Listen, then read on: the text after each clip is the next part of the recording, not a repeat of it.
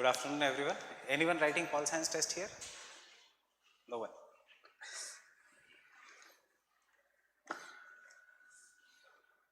So, am I clearly audible? Yeah, there is echo in the voice.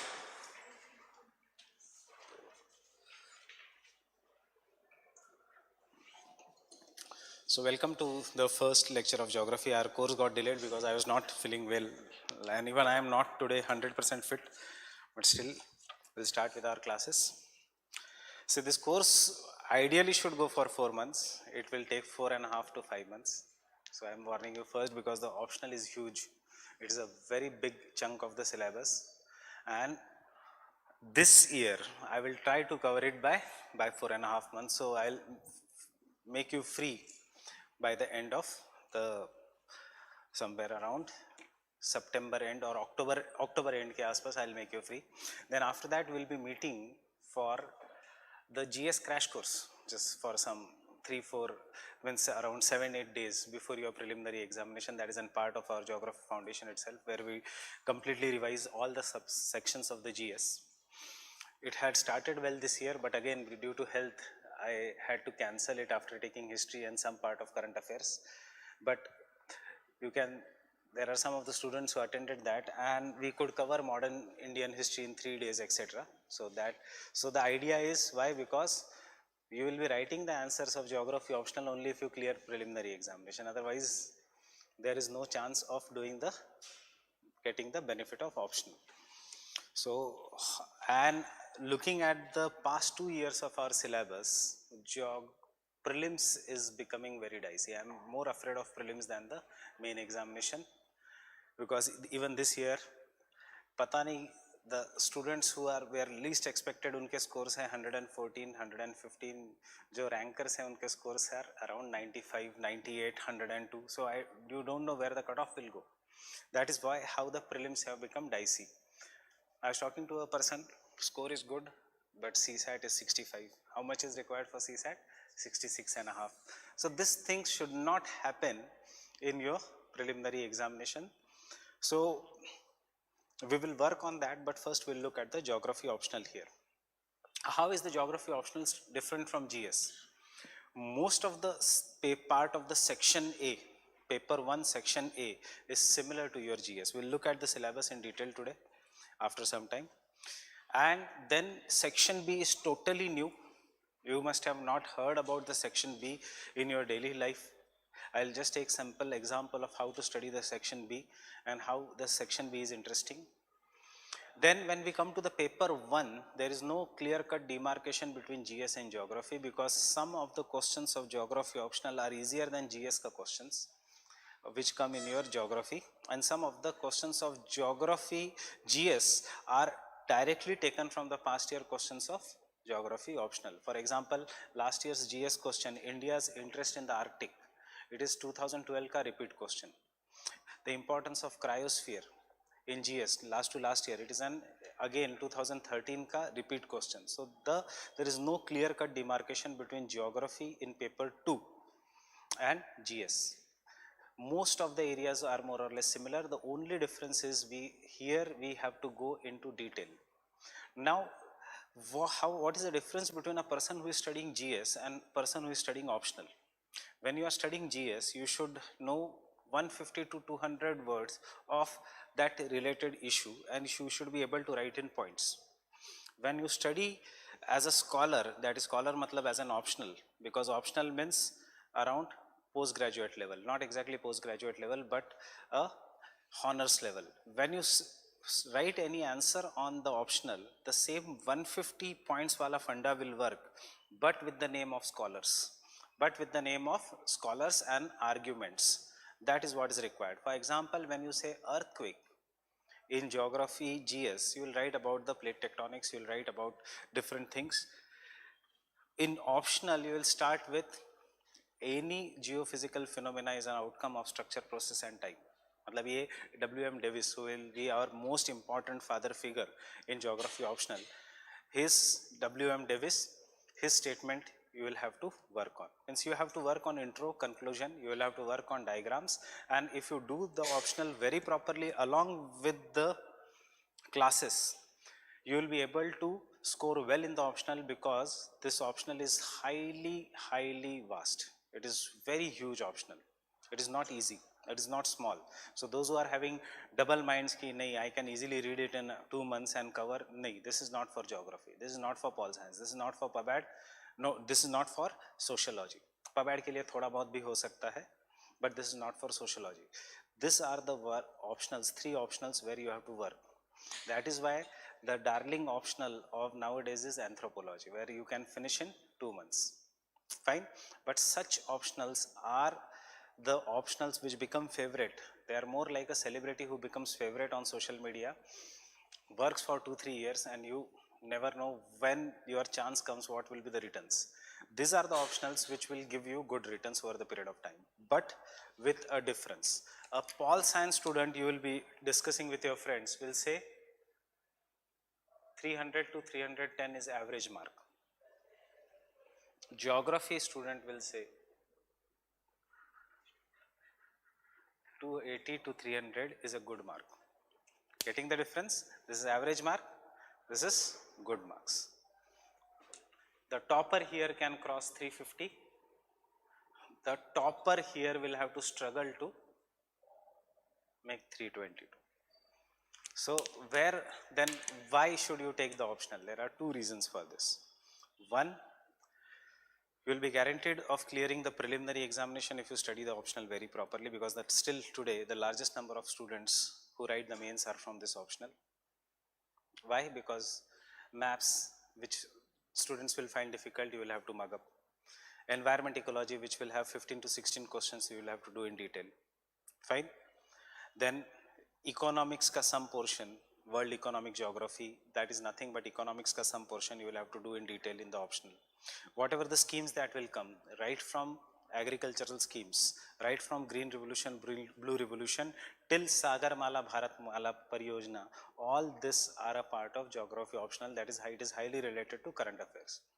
And why do students don't score marks?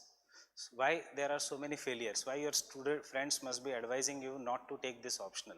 There are 2 things. If there are 100 people in a crowd versus if there are 10 people in the crowd, where will the failure be more seen? In the 100 people. So you see more failures here. That doesn't mean you have chosen a wrong optional. That is, there are more failures here, because when you go and write the mains in the UPSC building, first there are 5 floors in the UPSC building. First 3 floors are for all other optional. 5th and 6th floor is for geography. Getting it? That is, the large number of students are writing it, and therefore competition is very high. So you will have to work very hard. Even today, if you are not ready to work very hard for this optional, change your mind. Fine. But if you are not ready to work very hard, it is more like a lottery. This entire UPSC is more like a lottery. Take public administration, you don't understand a philosophical statement of an thinker and you write an answer, you know you will get 0 marks. The only difference is, in geography, if you don't cover these 3 books, this thick books, you will get 0 marks. If you don't understand even after studying, you will get 0 marks. That is the basic difference between these 2. It is highly static, paper 1. It is highly interesting, paper 1 and section B especially. The way I will teach you geographical thoughts, it is highly interesting. And section B, which is paper 2, Indian geography, is going to be factual. So how to write good marks, how to do section B? Our 4.5 months around 3 months will be dedicated to paper 1 and 1.5 month will be dedicated to paper 2. This I am warning you, since I am telling you first, because later on you should not feel that we have not given enough time to paper 2. Paper 2 does not demand time. Paper 1 demands time, and in any optional, paper 1 will demand time. Paper 2 demands regular answer writing practice. If you regularly write the answer, if you structure the answer, you will be able to get good marks. Paper 2 will ask you about the distribution of industries. Paper 1 will tell you about the theories of industrial distribution. So once you understand the theories of industrial distribution, you can apply it to the paper 2, that is the distribution of the industries. Getting it? Now what are the resources to study? How is the syllabus? Sabse pehle I will ask you, how do you study geography? I see a mountain here.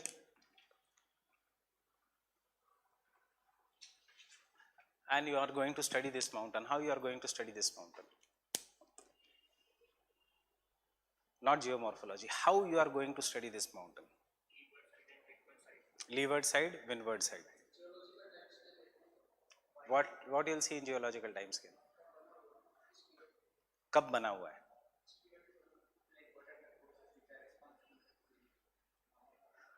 One is saying forces, one is saying leeward side, windward side, the other one is saying geological time scale. Any other idea? Why it is present here? Why it is not present somewhere? Right? So this is a mountain. I go there, I study the height of the mountain, the relief of the mountain, the steepness of the mountain. If the mountain is very, very steep, means there are two outcomes, there are two things, assumptions. One is, either the mountain is very, very young, means it has been formed recently in the geological time scale, or the second thing is mountain may be old, but there are not enough forces that can destroy the mountain. Both the conclusions are true. Why the forces are not enough to destroy the mountain? Because this mountain may be made up of one of the toughest material present on the earth, one of the toughest rocks that is present on the earth, and weather jo hai of that region may not be that strong it can destroy. For example, if a mountain is made up of iron ore, will it be eroded very fast? If the mountain is made up of on other two things, one is iron ore, the other is limestone. Limestone means chuna, where the mountain can be eroded very fast on the limestone, depending on if the climate is hot and humid. So the thinkers of geographers went there, studied the mountain, and when they studied the mountain, they divided the mountain on the basis of age: young, old, and mature stage. Young stage, the mountains are of a great height. Mature stage, the mountains are of medium height. Old age, there are no longer mountains left. The mountains have become a flat plain with some convex hills, and we will call them as peneplain. This approach to study the mountains or to study any relief features on the surface of the earth was propounded by W.M. Davis when he said landform is an outcome of structure, process, and time. What is the structure in this? Structure in this is iron or limestone. What is the process in this? Whether plate tectonics, whether volcanic eruptions, or whether the denudation, means erosion. Time, young or old. Now, can I say human body is an outcome of youth, mature, and old age? This is what we will call as evolution. So W.M. Davis, is he talking about evolution of the landforms? Is he talking about the evolution of the landforms? How the landforms have evolved over the period of time? Just be blank today, don't get confused. All this will come over the period of time. Is he talking about the evolution of the landforms? Ki landforms pass through youth, mature, and old age, just like evolution of life? So who gave the theory of evolution? Darwin. And W.M. Davis then was influenced by whom? By Darwin. So Darwinian school, when it comes to geography, it is the school of geomorphic processes, landscapes. Now suppose if this is an flat area, there are two plates. Plates means huge forces are operating. One force is my hand, the other force is my another hand. Both these forces are coming together. What is happening? The land is getting folded. Does it become a mountain? Yes. Now if the river is running through it, will it cut the mountain? It will become very flat. Again, after some millions of years, again if the two forces come together, will the mountain be formed? So any landform which is present in an area may not go through one cycle of erosion. It may go through numerous cycles of erosion. The older the landform, there are more than one cycle of erosion on the landforms. Getting it? What do you mean by cycle of erosion? Mountain has been formed, destroyed. Again the mountain has been formed, destroyed. So older the mountains, there will be more and more cycles of erosion. This more than one is poly. So polycyclic relief features we are going to study in geography, in geomorphology on the surface of the earth. So how this polycyclic relief features will be formed? Not just about mountain, it can be about anything. It can be about mountain, it can be about plateau, it can be about plains. So whatever that is generally very old or which has been highly eroded becomes a flat plain. Fine. Who is going to erode the mountains? Rain, sunshine, wind. So these forces which act on the mountains are known as an or any landforms are known as an external forces. Or can I say this exogenetic forces are coming from the atmosphere? Fine.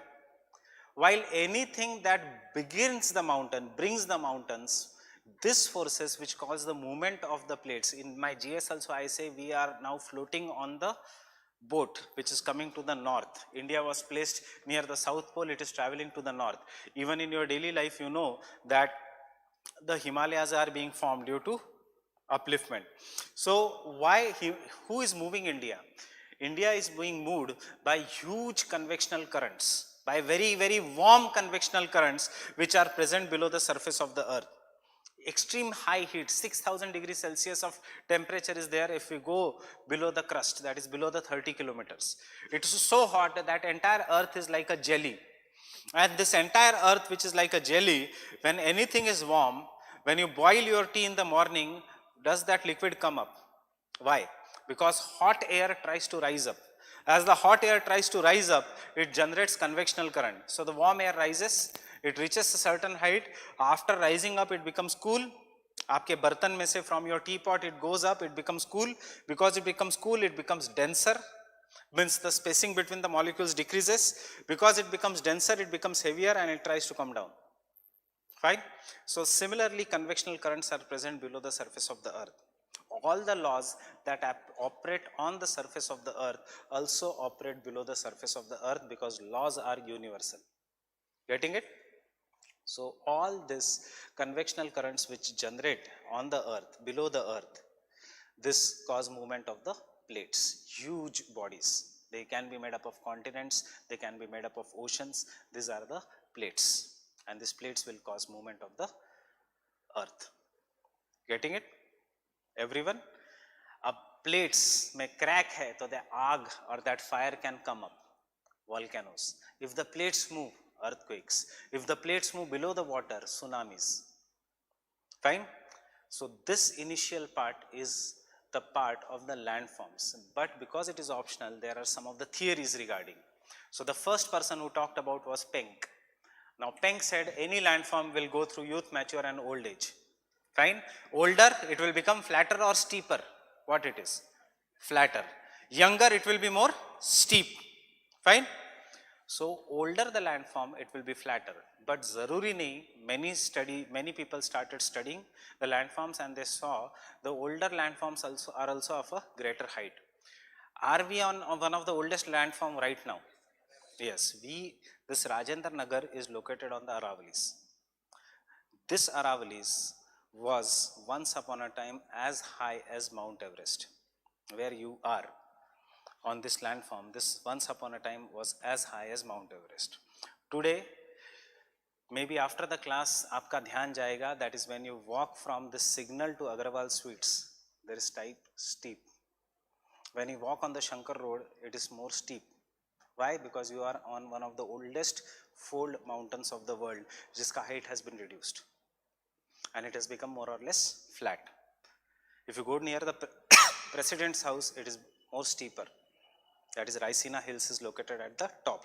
So this is what has happened to the Aravalis, time. But if you go to Mount Abu, in the same Aravalis, in Rajasthan, the height is great. Why? Because the rocks are tough. The rocks being tough, they have not been eroded. So not always Davis was right. So because Davis was not right, came the next thinker who said that the landform does not go like human life, youth, mature and old age. Landform depends upon what the structure of the landform is and what is the process operating. If the exogenetic process is operating, the landform will be flat. If the endogenetic process is operating, the landform will be steep. mountains, and if this both are balancing, the landform will be uniform. This is the most difficult theory in geography, and we will call this as the model of Penck. Now, if you ask your seniors, generally कोई भी Penck पढ़ के नहीं जाता. Generally, nobody studies the Penck. Why? Not because it is difficult. Not because it is difficult, but because it is written in German, and all the words are German. So instead of youthful stage, we will call the word Gunde, Abste Gunde, Elvet Gunde, Offste Gunde. So that is why we will find it difficult. But if you look at the, have you bought the past year papers? Show me. See, generally buy this. I prefer this. Don't. There are numerous publications in the market. Buy New Vishalga past year papers, and you will realize one good thing, that in geomorphology, questions are always repeated. No new question comes from geomorphology. No new question comes from climatology. One question may come from current affairs in oceanography. So section A of your paper, of your syllabus, even if you prepare all the past year questions, then you are 100% sure that you will be able to solve most of the questions. Kabhi bouncer comes like 2017, that is the pseudo volcanic features. Nobody knew about it. But if you ask the students in 2000, I guess you know how is the optional paper? Optional paper is divided into section A and section B. There is one question number 1 and question number 5. Then question number 2, question number 3, question number 6, question number 7. Fine?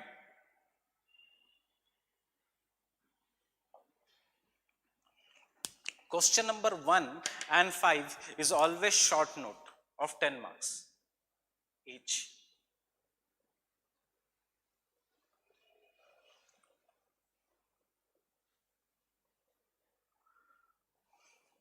First, understand how to solve the paper. These are 5 short notes of 10 mark each, 1, 2, 3, 4, 5, and these are 5 short notes, and always it is written question number 1 and 5 are compulsory, and out of remaining how many questions? 6 questions. You have to choose any 3 with at least 1 from each section. Means once you write question number 1 and question number 5, you can choose 2 from here, 1 from here. You can choose 1 from here and 2 from here. Right? Depends upon whatever it is. But if you want to score good marks in geography optional, the best is to choose 2 from section A and 1 from section B. Why? Because you will find core geography here. Getting it? You will find core geography here. Core geography, landform, relief features.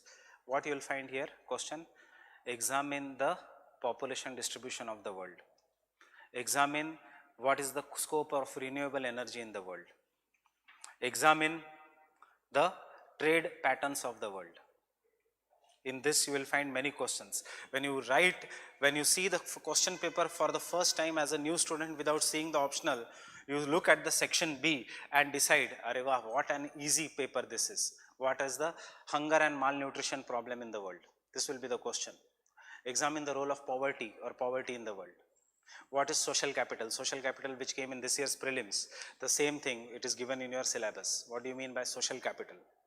So all this looks very easy, but when you write, you will realize one thing: you cannot distinguish between optional cancer and GS cancer. Food malnourishment problems of the world, what you will write in optional differently than GS. How will you tell the examiner that you have a good knowledge of geography? By taking 2 questions from here and 1 questions from here.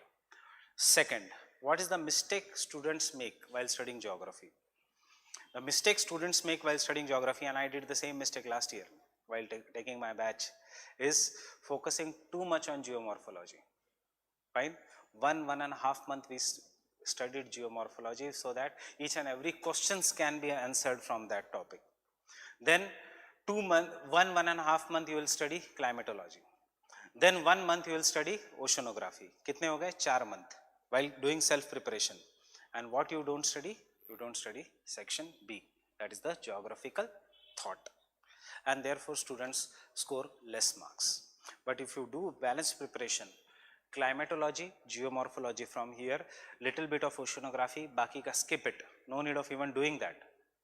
Don't need to even study that chapter except for some soil ka problem for 10 marker, and 2-3 chapters from here you will score very good marks in the geography. Fine. And section B is an application. You see the past year toppers ka answers, they score less marks in paper 1 and they score very high marks in paper 2. Paper 2, how much marks ka paper is there? 300 or 150? 250. 250. Paper 2, 150 marks in paper 2 is average score. On other hand, 70 to 100 marks in paper 1 is average score. Then who becomes topper? One who gets around 120, 130 in paper 1 and 160, 170 in paper 2 can easily crack the examination. Once you study paper 1 and paper 2 of this level, I guarantee you don't have to study paper 3 of GS. Paper 3 of GS is economics. Look in the syllabus on the Indian geography part.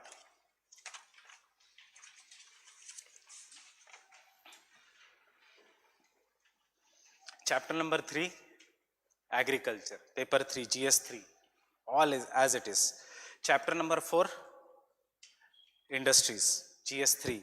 Chapter number 5, transport, communication and trade, GS 3. Chapter number 9, Indian federalism, states reorganization, emergence of new states, polity, regional consciousness, interstate issues, some part of social issues, international boundary of India, related issues, cross-border terrorism, India's role in world affairs, internal security. So this is the overlap of GS in mains. Getting it?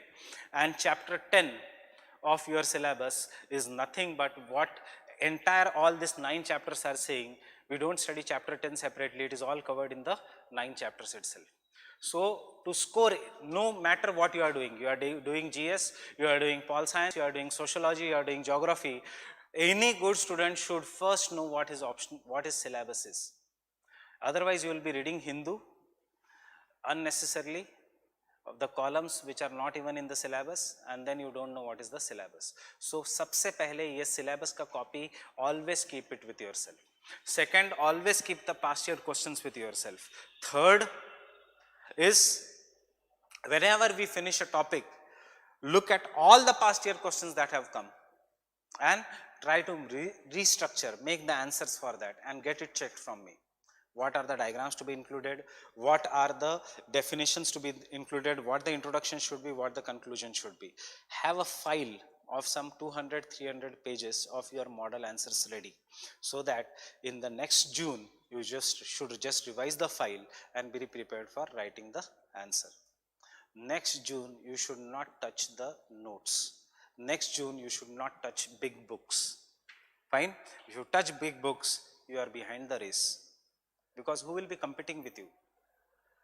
Out of 900 students who are writing, who are going to get selected, 500 will be already selected students. Fine? So your competition really lies between the rest of 500.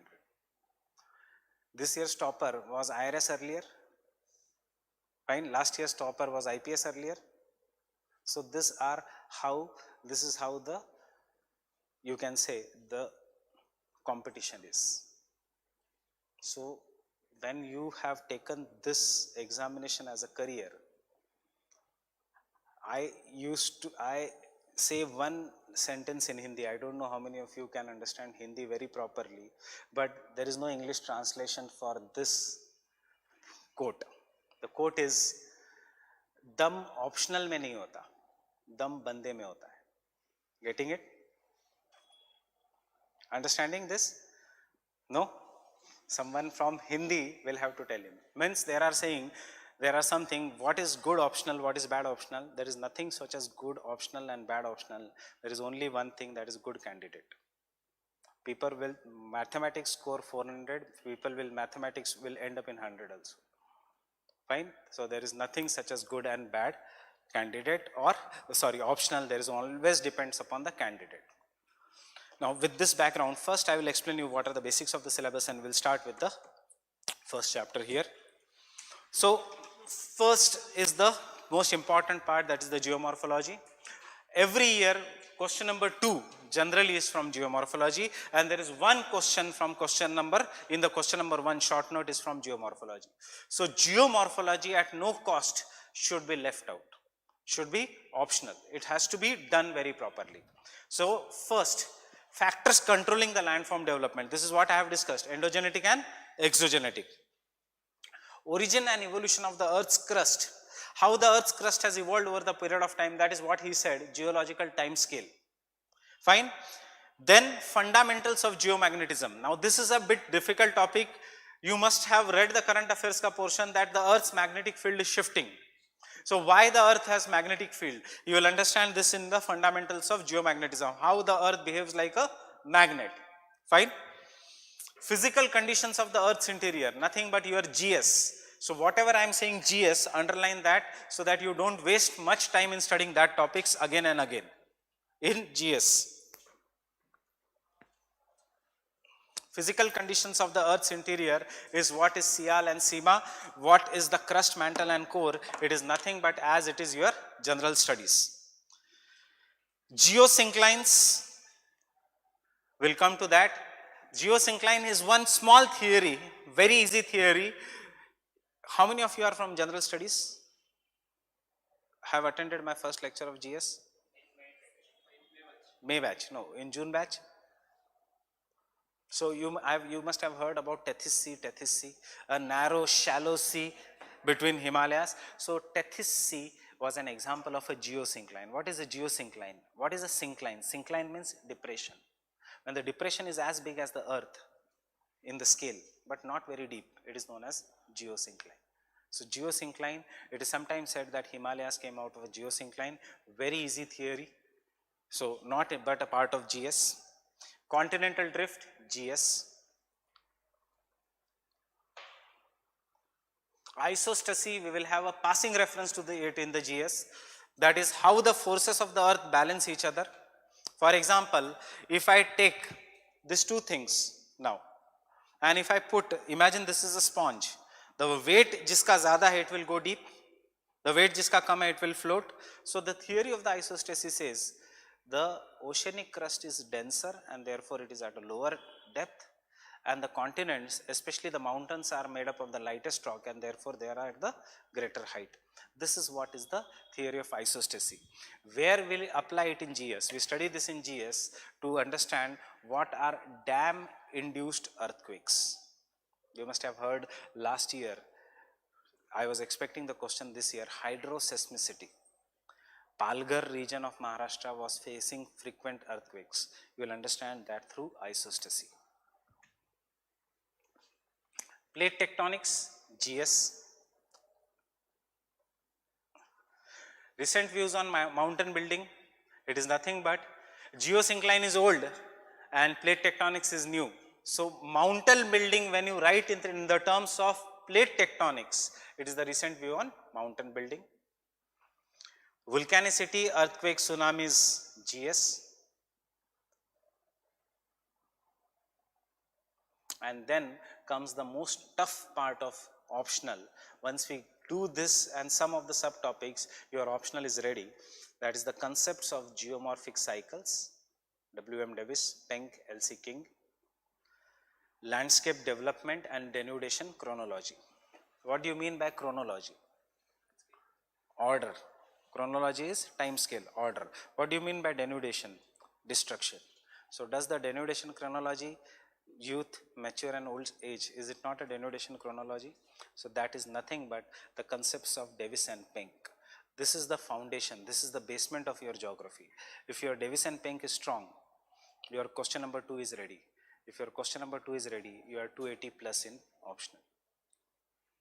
If your question number 2 is not ready, Savindra Singh is not going to help, neither any of the books are going to help, because whatever the 3 books I am carrying today, one is Savindra Singh, physical geography, one is P. Dayal, geomorphology, one is Thornbury, geomorphology. Where you will have to read these 3 books, and then rather than doing UPSC, I'll ask you to do PhD in geography. Fine. Don't fall in love with the books. You are not here to gain knowledge, you are here to clear the examination. So if you want to ask me kaun sa book lena hai, I will tell you only 2-3 books, rest of the things are in the form of printed notes from the standard books. No need of buying extra books. What in fact you concise the notes also. Apne notes itne ho jayenge, you try to concise them rather than reading new books through it. And then application of geomorphic cycles in the terms of channel morphology. How the river channel looks like, difficult. Erosion surface is easy. Slope development, how the slope develops, again it is an applied part. So all these parts which are there, that is the concepts of geomorphic cycle, landscape development, denudation chronology, channel morphology, erosion surfaces, slope development, this is a single topic. It will require 6 to 7 lectures and utmost concentration. So those who have the habit of watching online, they also come to the class during these topics, because what happens online, you cannot concentrate for 2 hours. It is human psychology. That is why 4th industrial revolution will still require human touch. World Economic Forum is also saying that, right? So why? Because somebody may call you, your WhatsApp will ring, you will then stop the video, pause the video, and that is the end. That is why whatever we have taught in the class came in the prelims, but the results are different for 2 sets of people. Those who relied on environment ecology online could not score very high. Unko yaad hi nahi aaya. And those who relied on the classes, the words were ringing: temperate alpine forest, valley of flowers. Temperate alpine forest, valley of flowers. The words were ringing. They did not mark Naam Dafa. They could mark only valley of flowers. So that is the difference. Fine. And then we come to easy part, jahan se never a question comes, that is the applied geomorphology, geohydrology, economic geology, and environment. Applied geomorphology, to understand the rocks, we study the rocks to understand what kind of minerals are there. We study the rocks to understand whether the rocks will be having coal or iron ore or petroleum. Fine. That is economic geology. We study the rocks to understand how is the spaces between the particles in the rocks. For example, if the spaces between the particles is big versus if the spaces between the particles is small, water can easily pass through. Yahan pe water will be less. That is geohydrology. And uska impact on the environment. But obviously, the only scope here will be short notes. Right? We then come to easiest portion, where I generally, from this year I have started my GS batch with climatology, because the same thing used to happen in GS. Geomorphology is so interesting, but it is so vast that I used to take around 20 lectures to finish geomorphology in GS also. So we have first started with climatology, which is more relevant from the exam point of view, the climate. When you study climate, atmosphere, structure of the atmosphere, what are the layers of the atmosphere, what are winds, what are clouds, what is stability, what is instability. You have to, I'll give you an example, very simple example. What do you mean by stability or instability? Those who don't have studied GS also, do you know a simple fact that when the air goes up, temperature decreases at the rate of 6.5 degrees Celsius for every kilometer? Air cools. Because air cools, I'm not telling you the technical fact now. When anything cools, does it contract? Fine. So imagine this is an air. This is the moisture that is present in an air. Fine. So as the air is going up, it is cooling. Because it is cooling, it is contracting. And what is happening? the level of moisture is increasing. If I increase it more, will the moisture fall down? Fine. So such air which rises is known as unstable.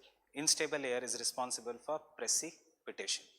When the air is having 100% moisture in it, I am just making you familiar with the keywords, fine, don't worry about the complexity of the words. When the air is having 100% moisture, is the air having 100% moisture now? No. Am I adding any moisture to the air? No. I am not adding any moisture. I am just reducing uska water holding capacity. Now it has become 100%. इससे ज़्यादा दबाऊंगा, if I press more, will it fall? So such air which is having 100% moisture is known as saturated air. How do you identify saturated air? Go out, today's climate is saturated air. There are clouds in the sky. If the air is further made to rise up, it will give precipitation. Fine. When does the air rise up? When it is heated. When does the heat occurs? During the daytime or during the night time? Daytime, generally in the afternoon. So in the afternoon you had showers? Today? That is the answer. That is the beauty of climatology. You will understand it with your everyday examples. Fine. So till the time I say only optional, बाकी सब GS में है. Temperature and pressure belts of the world will start in the June batch on Thursday itself, the same topic. Fine. Heat budget of the earth. This is not in GS. This is only for optional. Atmospheric circulation, that is winds. Fine. Atmospheric stability and instability, that is what I have told you. Atmospheric circulation GS, atmospheric stability, instability GS, planetary and local winds GS, monsoon and jet streams GS. What is the difference between winds and jet stream?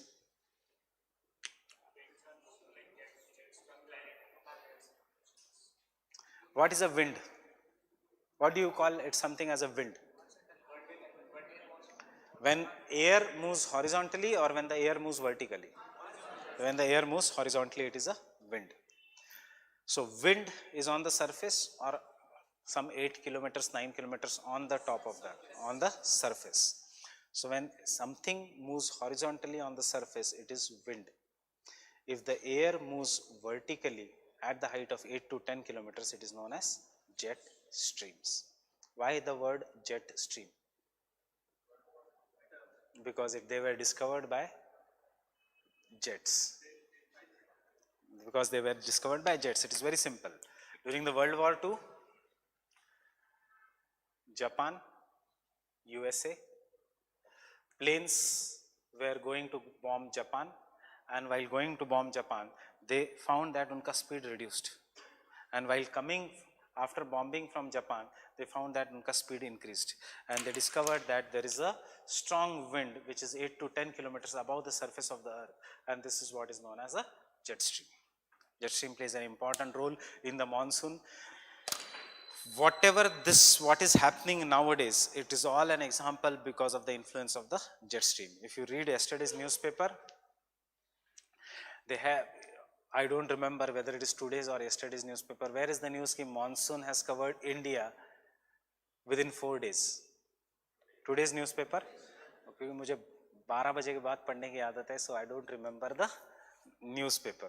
So monsoon has come till Varanasi, but after coming till Varanasi, the newspaper is saying, but this is not hope, because Delhi may not get rainfall for another 20 days from monsoon. Why? Because if you read that news article, it is saying that low pressure system in the Bay of Bengal has weakened, and this low pressure system is nothing but jet stream. You getting it? So this topic, monsoon and jet streams, every year you will find one question from monsoon and jet stream. And can you realize monsoon and jet stream is related to the climate of India? Generally every optional, paper 1 is world and paper 2 is India, but monsoon is given in paper 1. Fine. Then air masses and frontogenesis. We'll understand it again over the period of time. Huge body of air is known as an air mass, and fronts are when two different air masses will collide. Over the period of time, you will understand this. Temperate and tropical cyclones, weather and climate. Yahan pe it is everything is common with GS. Fine.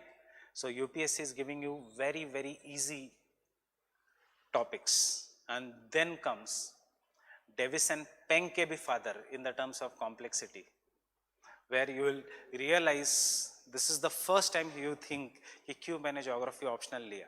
You may not have that in Davis and Peng, but once you study Köppen, Thornwright and Trevartha, you will realize कि geography optional क्यों लिया. And that is the only top time you will realize, because it is not geography. You will have to sit with calculators. Actually, examination maybe don't sit with calculators, but you will see so much complex things are there here.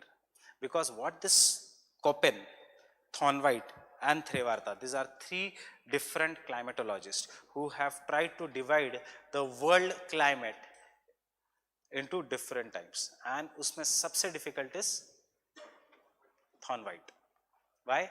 Because he has 126 different types of climate. That is, he has divided the world climate into 126 subtypes. So question comes, write a short note on Thornwright's climatic classification. Are you expected to write 126? Impossible. You will not be able to realize. So this is where trick comes. If question number 2, geomorphology, and question number 3 is having one, there are sub questions, and if one question is on Trevartha and Köppen, you should grab it, write it. But if one sub question is on Thornwright for 20 marks, skip it. Uthao yahan se do. This is how you have to judge in the paper. Getting it? If question number 2 you have to attempt at any cost, that is geomorphology, very easy. Question number 3, if it is Thornwright, and generally UPSC has not asked Thornwright, UPSC will ask you a comparison between Thornwright and Köppen. UPSC also knows what is difficult, right? Hydrological cycle we study in environment and ecology, not in GS also. And global climate change, role and response of a man in the climatic changes, applied climatology and urban climate. This I have discussed even in the June batch of the GS, climate change. The same topics, but only thing bit with theory. Fine. Global climate change. What do you mean by climate change? Anyone, what do you mean by climate change?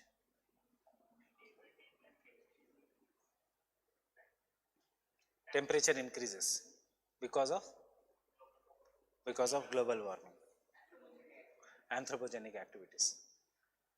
Next question is climate change natural? Yeah, only man-made? Both.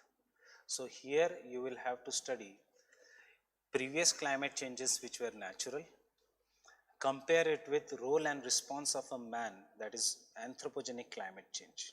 Fine. So this topic, global climate change, is not your GS ka simple topic, because wahan pe we don't deal with the natural climatic changes. We deal with only the artificial climate, that is man-made climatic changes, but that is we will deal with only the role and the response of the man. But here we will have to do with the Wilkinson cycle, we will have to do with the natural climatic changes also due to volcanic eruptions, due to Pleistocene ice age glaciation, etc. Applied climatology, what is applied climatology? You must have heard about green buildings. What are green buildings? That will release less carbon dioxide, that will absorb more, that will be less heated. So the application of climatology to your daily life, that is what is known as an applied climatology. One aspect of the applied climatology was in your GS this year in prelims, that is stratospheric sulfur injection. That is all is the applied climatology. Getting it? Urban climate, urban heat island. It has been your past year GS paper question also, and it is also in the optional.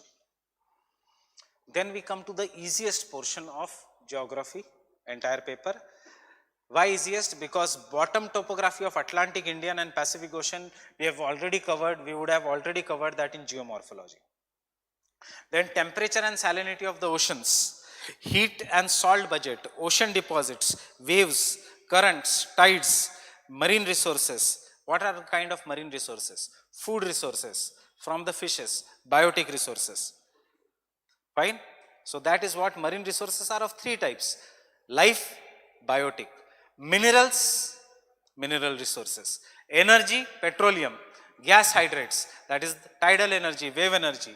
So all these topics are very, very easy. You will feel as if we are repeating our general studies ka lectures in this topic of oceanography. Nothing new to study here. Coral reefs, coral bleaching, sea level changes, law of sea and marine pollution. Everything is GS except the theories of coral reefs. So what is extra here is theories of coral reef formation. Getting it? Question. Then next chapter 4 and 5 are your environment and ecology in prelims. So if you do this environment and ecology for prelims very properly, you will be able to solve this. Genesis of soil, how does the soil originates? Classification and distribution of the soils, only optional. This is very complex, because what happens is, because this is in the paper 1, you are not going to study classification and distribution of the soils of India only. You are going to study it of the entire world. And when you study the entire world, complexity increases. Soil profile, A layer, O layer, B layer. Soil erosion, open-ended topic. Degradation, conservation. Fine. Factors influencing world distribution of plants and animals.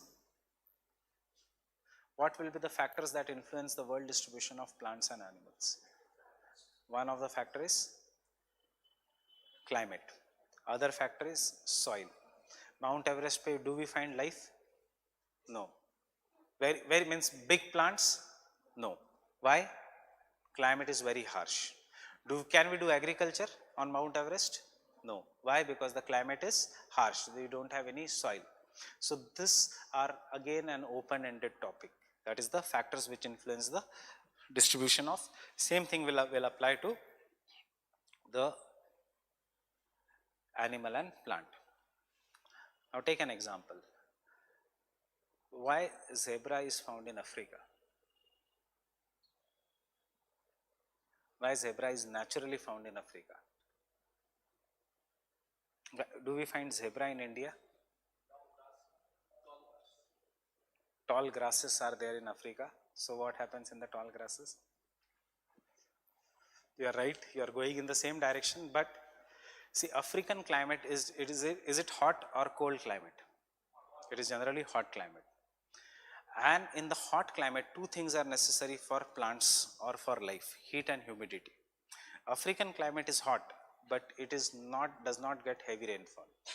So whatever the rainfall that falls, it is not sufficient for trees to grow in that region.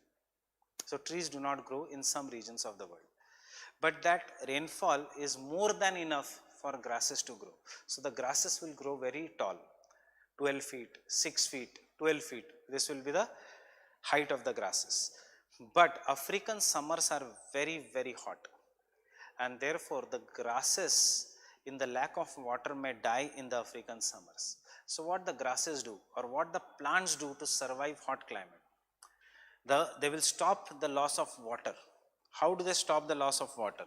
If this is the leaf, they will roll the leaf and make it into thorns, cactus. Fine. They will conserve excess moisture in the form of milk. Break aloe vera, break any of the cactus, you will find milk coming. What is that? That is because they have to survive the hot summer season. So wahan ka grasses are going to be wiry, having thorns, having coarse structure.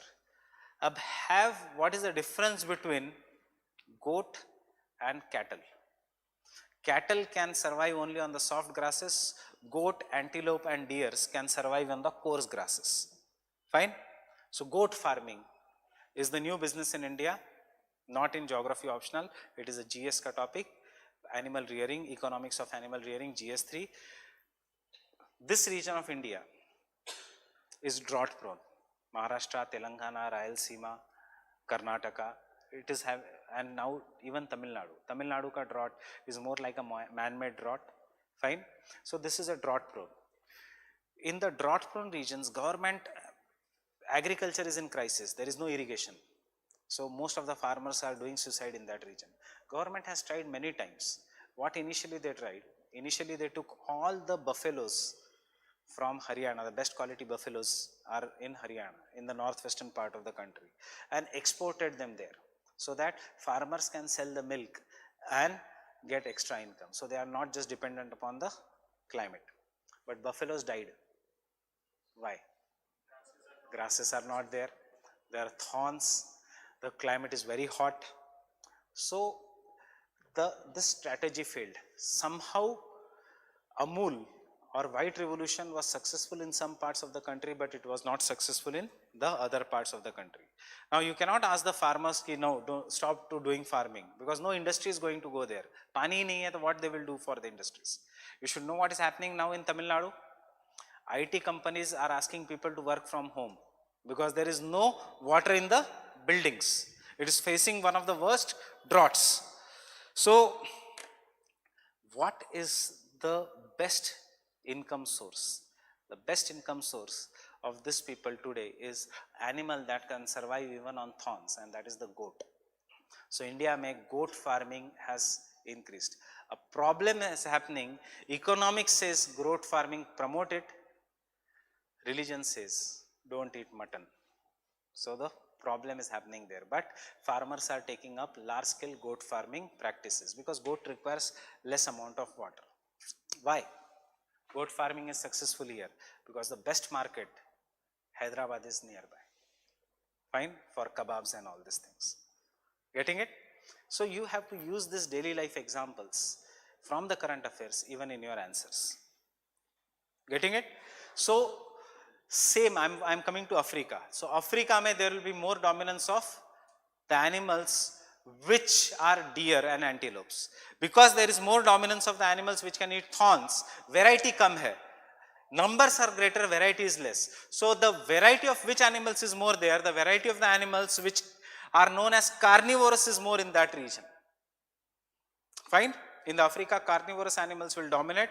And what are these carnivorous animals? Right from lion to wolf, cheetah, all are these carnivorous animals which will be eating the herbivorous. So why they are concentrated? Now if you want to survive in the Africa, you should know to fight or to run or to hide. So deer, antelope know how to run. Elephant, one-horned rhino, two-horned rhinos know how to fight. Zebra know how to hide. Giraffe cannot eat grass, so he has to eat tall leaves. So over the period of time, a normal horse-like animal, evolution, it has to always climb up, uska gardan hi upar ho gaya, only neck has gone up. So this is the factors that affect the distribution of plants and animals. And out of all these examples, UPSC will ask you only this example which I have told you. It does not ask any other example. It asks the distribution of animals in the Ethiopian realm. Ethiopian realm means only Africa. Questions are very selected. They will not ask the distribution of animals in the polar realm. They will not ask the distribution of the animals in the tropical rainforest region. Even if they ask, answer is very easy, but they will not ask because you don't have content. Kya likhoge? In the tropical evergreen forest like Kerala, where there is heavy rainfall, forests are very dense. Forests are very dense, therefore only monkeys can survive. Your answer will end there. Fine. So you have to focus only on this part and mark this part as important.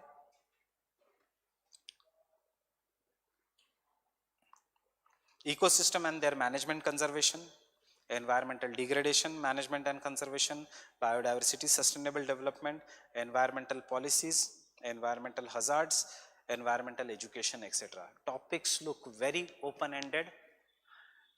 Environmental impact assessment, sustainable development, but the questions which come, they are very, very tough. Getting it? 2013 का question है, 2017 का one question is, forget 13, 2017 का one question is pave theory of environmental management. Now search on the internet, Google on the internet, you will not find any such theory. What did they ask you? They asked you, for environmental management, how will you challenge the perception of the individual? How will you change the attitude of the individual? How will you challenge his value system? And how will you challenge his emotions? So this is the theory of psychology. Change the perception that trees are good. Then change the attitude. What is the attitude? Plant more trees. Change the value system. Make person believe in the religion. So that religion says that trees should be conserved. And then positive emotions will come. Fine? Paper was very difficult for the person who left geomorphology because he had no choice but to answer question number 4. And paper was very easy for the person who have done this thing. So that is why again I am stressing, what should be your target? Question number 2 and 3. What should be your target? Question number 6 or 8. Why 8? We come to the most interesting part of geography.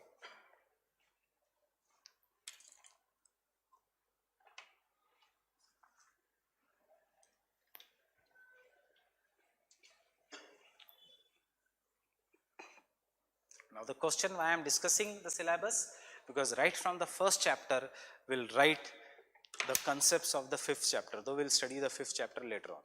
But till the time your notes don't have the concepts of the 5th chapter, you are not going to score marks. Fine?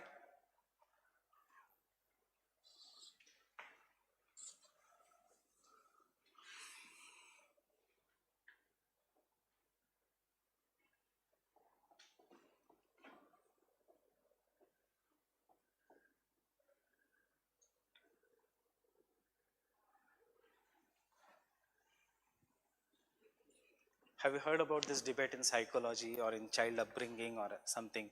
Nature versus nurture debate. What is nature debate?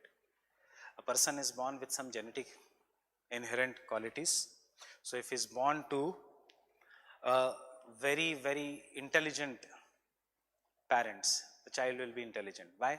Everything is determined by the nature. If he is born to criminal parents, he will have criminal blood. If he is born to some average parents, he will be average. This is what is the nature debate. What is the nurture debate? They say nothing. Nature does not play an important role. A child of a criminal, but if he is taken out from that criminal family and brought out in very good surroundings, he can be the good citizen. And child of average person who can be given good education will become an intelligent person. So ऐसा नहीं कि Einstein का parents were as brilliant as Einstein. Getting it? So what do you believe in? Nature or nurture?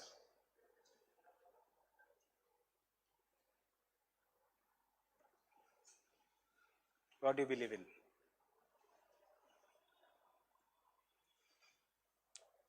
Which state you are from? Yes. Bihar. You? Haryana. How we can distinguish you? Tamil Nadu. Andhra. Tamil Nadu. Andhra. You? Uttar Pradesh. Karnataka. Is there any person who is having blue eyes, very tall nose in our classroom, which is having golden hair, just like any European? Why? Because we are born in certain kind of an climatic conditions, and therefore our appearance may change a little bit, but we will be having brown skin. There will be variation. We'll be having a specific height. We'll be having a specific mindset. Getting it? So what determines your this thing? Is it the nature which is determining? Is human being stronger than the nature, or is the nature stronger than the human beings? Nature is stronger than the human beings. If you are saying everything is determined by the nature, you follow a school of geography which is known as determinism. Everything is determined by the nature. What job you do is determined by the nature. What is your attitude is determined by the nature. What will be your occupation is determined by the nature. What will be your outlook towards life, it will be determined by the nature. It is the most interesting part, but the most neglected part of geography, because the way here, the way here becomes totally different from geography. All the chapters of geography are technical in nature except for this chapter. So there were thinkers who said, people of the subcontinent of geography, geography ka thinkers, it is not my view. There were the people who said that the thinkers who said that the people of the subcontinent means our region, SAARC countries wala region, to the south of them, are timid, short-sighted, dishonest, disloyal, not loyal, and are meant to be ruled by the foreign forces because they cannot fight. They can be controlled by anyone, and this was used by Europeans to come and attack the Asia, Southeast Asia. Why? Because they are having monotonous climate. Right from Punjab, Pakistan till Assam, you are having only same kind of climate in which the great plains are very, very fertile. Because the great plains are very fertile, there is enough water and the climate is very good. So people here do not have habit of working hard. Because the people here do not have habit of working hard, they are basically lazy. Because they are basically lazy, so they will not work in groups. Because of the fertile, why? Because you have to just sow and the ground gives it back in the terms of millions of tons of food grains. Because food is very much available, therefore population is extreme. Population density will be very high. Because population will be very high, there will be competition for resources, and because there will be competition for resources, there will not be a mutual trust between these people. Getting it? This school of geography is what is known as determinism. Person, it says, person who is on the hills, who always stays on the hills, Himachal Pradesh, Uttarakhand, they are always honest. Anywhere in the world where the person who stays in the mountains are very honest. Why? Because if they are not honest with themselves, one step and they are down, dead in the valley. So honesty comes inside them because they have to be honest in their everyday life. And this everyday life, honesty comes in their character, and then it comes in the over the period of time. This school of geography says the person who is living on the coast, because he interacts with numerous people, trade occurs through coast, will always be open-minded. So Kerala ka Hindus don't mind eating beef. Uttar Pradesh ka Hindus may mind eating beef. Getting it? Why? Because there is always a confluence of culture. He will always be long-sighted. Why? Because he will always look at the sea, and sea mein end nahi dikhta, so uske thinking ko end nahi hai. This all school of geography is what is known as determinism. And this determinism ka school came from Charles Darwin. Charles Darwin ka follower, one was Davis, one was Ratzel. Ratzel was a person who said, just like what we require, as we grow, we require more food. Food will come from area. So as we grow in size, as our family grows in size, can I say our area ka requirement from where the food will come will grow? When you are as a student, one room is sufficient or one bed is sufficient. Will that be the same goal on your life after 5 years? Will you be able to survive on the sharing basis with your wife, on children? No. You will require 1 BHK ka flat, then as the children and the family will grow, 2 BHK, 3 BHK, this is how you will grow. He said, similarly, the state, W.M. Davis, a follower of Ratzel, went into geomorphology. Darwin went into geomorphology. But Ratzel changed the entire course of geography because he applied the theory of evolution to state, that means to a nation.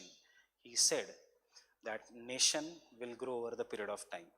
And because the nation will grow over the period of time, it will require more resources. And because it will require more resources, what the nation is like a human being. And like the human being, every nation should capture the weaker nations, which are the neighbors. So Ratzel ka first law was, your first enemy is your neighbor. Getting it? So India and Pakistan can never be friends, because if the India will grow, Pakistan has to be weak, then only India will capture Pakistan and bring in the resources. And if Pakistan is your neighbor, then this is India, this is Pakistan, this is Afghanistan. Pakistan is the neighbor of Afghanistan, Pakistan is the neighbor of India, therefore obviously India and Afghanistan are best friends. This is the theory which says the states should grow. And then India, if Pakistan comes as a part of India, who will be our next enemy? Afghanistan. And therefore, Ratzel, was the founder of a school of geography which is known as geopolitics. Unfortunately, Ratzel was also a political advisor to Hitler. And therefore, World War II started. Getting it? ये सारे concepts कहाँ पे है? Ratzel का one of the biggest disciple of the Ratzel was Semple, Ellen Churchill Semple, one of the famous ladies in geography. She was so much colonial in her interest. I am using the word colonial. She was so much colonial in the interest that she said what I told you, Asians are timid. Asians should be ruled. Fine? She said man is the dust of the dust. Of the dust. Dust kiska? Dust ka. Dust of the dust of Mother Earth. Getting it? So this school of geography which thinks that nature is supreme is what is known as determinism. And where did the first revolution for humanism started? What do you know about French Revolution? Where the idea of liberty etc. came? In France. From the French Revolution came the idea of liberty, came the idea of human being supreme, and therefore the French geographers rejected the school of determinism and they said that not necessarily. Rajasthan ke Ganganagar district mein we can grow sugarcane. Dubai can be made one of the biggest cities in the world. You human beings can go and settle in Antarctica. Future mein human beings can go and settle in the Mars. What school is this? This is possibilism. That is, human being is supreme. Now you tell me, whom do you agree? It is very much required from tomorrow's lecture. Possibilism or determinism? Possibilism. Anyone who agrees here with determinism? You agree with possibilism. So you agree with possibilism? You are going to get 1 CR ka paycheck per month. But the only condition is you have to go and settle in Antarctica for your entire life. Will you go? Why?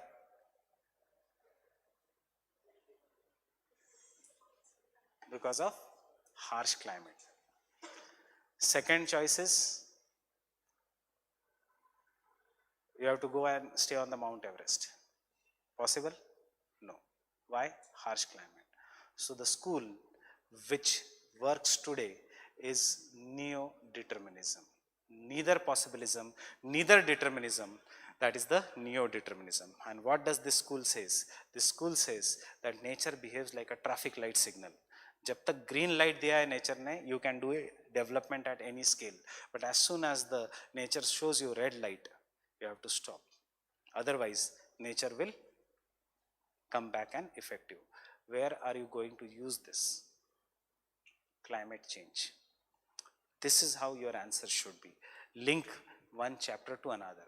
You can do any scale of development, but once the nature gives you stop, then you say you have to slow down.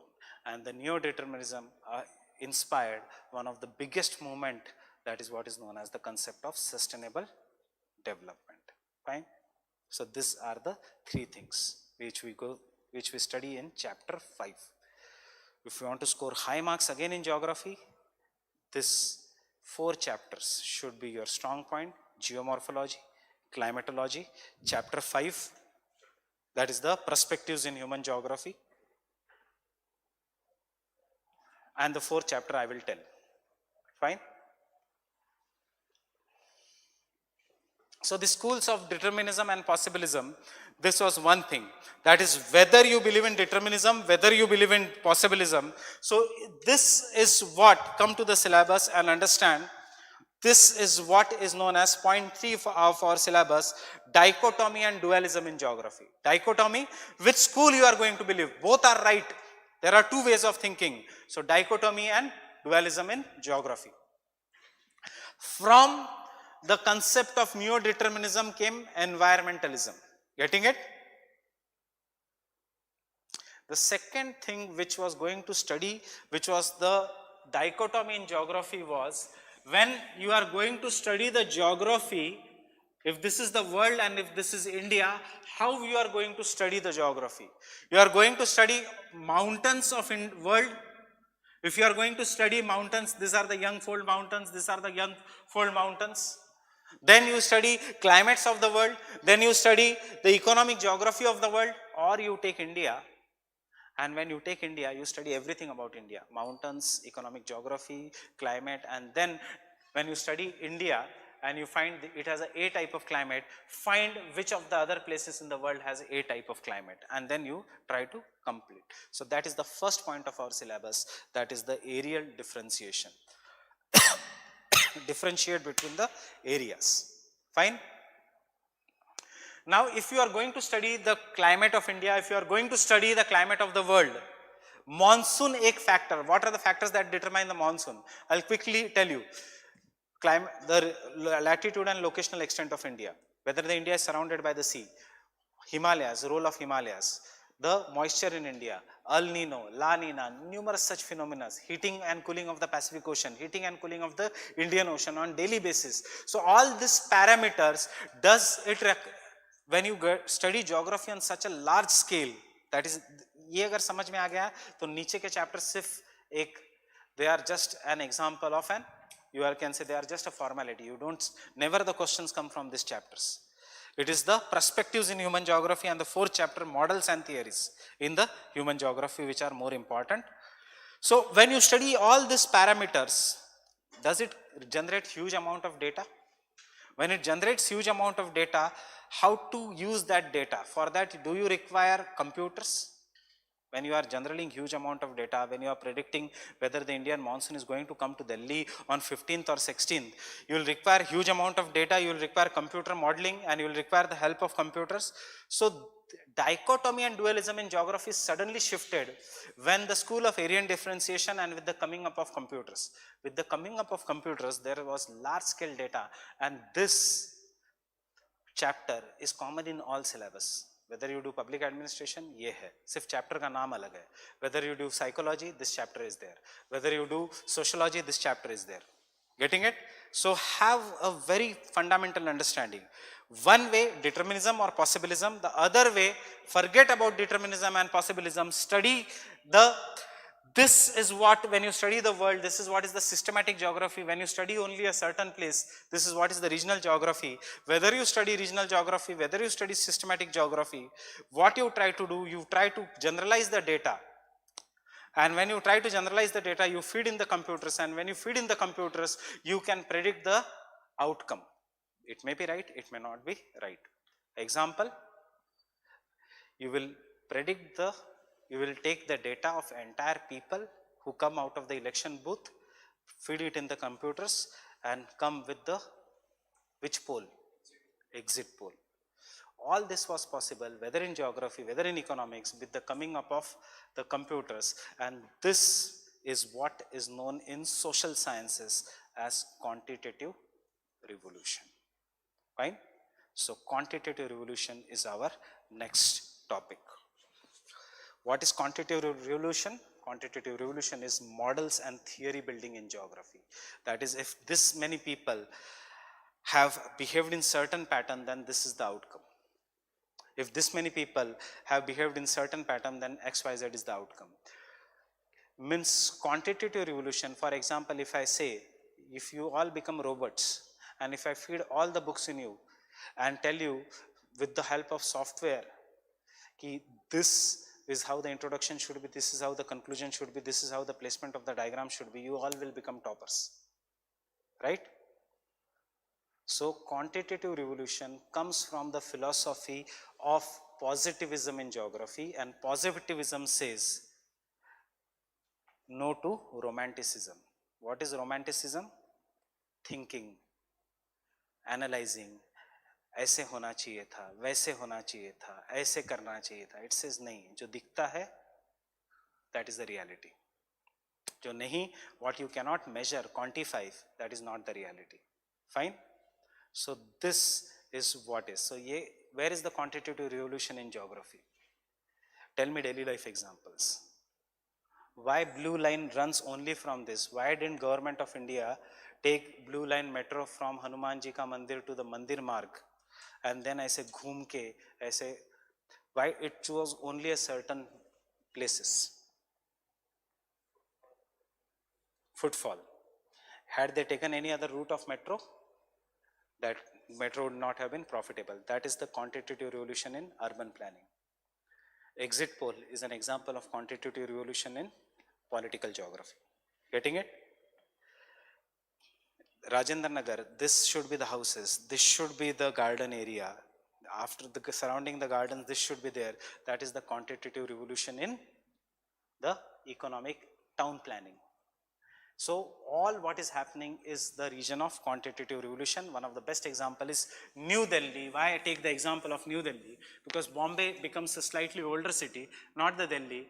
This area is what is known as Connaught Place, jahan pe all the offices are located, where each and every people will be going in the morning for the office and coming back. So when they are going and coming back, roads should radiate in all the directions from the Connaught Place region. Why people do not stay in the Connaught Place? Because they cannot afford to live there. Fine? Roads should radiate in all the directions from the Connaught Place. This becomes the CBD of Delhi, Central Business District. What is the characteristics of Central Business District? Absence of residential. And surrounding the Central Business District, jahan pe all the economic activities take place, surrounding this will be, tell me, high class housing ya middle class housing ya lower middle class housing?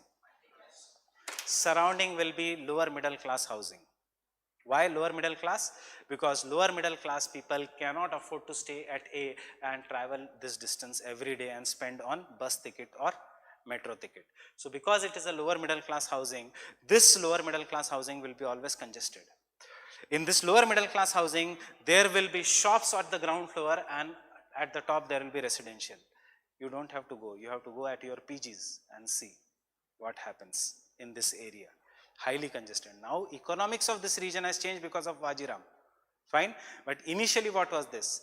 This was the region which was very near to the metro station, railway station.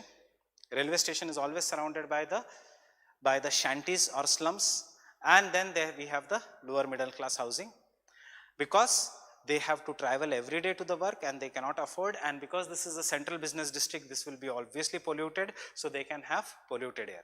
Then once you come from Rajendra Nagar to somewhat, this is the middle class housing. And if you go to Gurgaon or farther away, then there is a higher class housing where you will have mostly farmhouses. All this have changed. But what remains true is this model of urban planning. Then the government over the period, because the population and the modes of transportation have changed, government has constructed this blue color road and called this as outer ring road and this as ring road or inner ring road. And so that you can, this is what is the chapter 5, that is the models and theories and models laws in the human geography. Systems analysis. Because you behave like a computer, input agar ye hai, so this will be the output. This is what is the systems analysis and outcome of quantitative revolution. Population geographies in the terms of Malthusian, Marxism and demographic transition model. Then central place theories where you should set up a business. When government is planning any areas, Demarcating any areas, this is one district. See, all these things do not apply to India because India is a developing economy and all this is European geography. And this is another district. So this should be the way districts should be designed, or the districts or any places should be designed in an hexagonal manner. And यहाँ पे एक office होना चाहिए. If you design in this manner, any business, any district, and if this is the central place, what happens? Person from this region will come here, person from this region will come here, person from this region will, means this can be mall, this can be collector office, this can be a court, anything it can be. But person who is coming in the intersected region will have a choice of coming here or will have a choice of going here. And if this is a business, you are in the loss because you are not taking the optimum population. So you'll always plan anything in an hexagonal manner. Getting it? So this are what is the central place theory of Christoller. Then we come to very interesting models, Perroux and Baudeville model.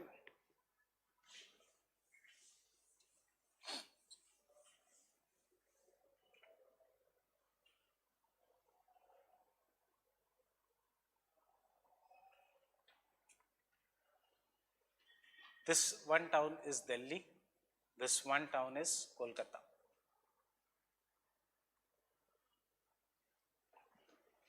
Can you tell me any other city which is competing Kolkata in this region? Any other city which is as big as Kolkata and is giving competition to Kolkata? Kolkata. A person from Bihar. Where are your Eastern Bihar, Western Bihar? Eastern Bihar. Which is your magnet city? Magnet city मतलब कहाँ पे most of the people will be looking for work? Major metro में. Forget Patna. Patna, is it big as it is as big as Kolkata? No. So why Patna is not as big as Kolkata?